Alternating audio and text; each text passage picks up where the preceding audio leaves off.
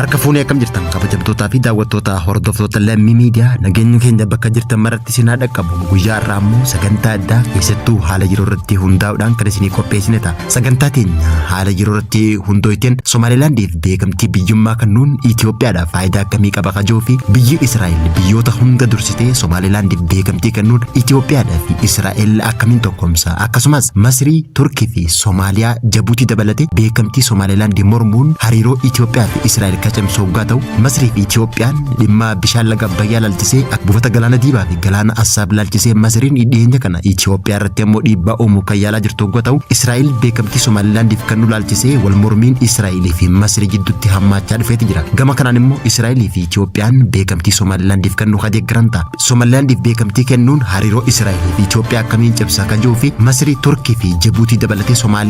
Somaalilaandiif beekamtii kennuu maaliin morman kaja'u waan qopheessinee qabna hanga dhuma sagantaa teenyaatti yoo hordoftan guutuu sagantaa teenyaa dhaga'uu dandeessanii amma kallattumaan gama sagantaa teenya guyyaa irraa qopheessinetti isin dabarsina.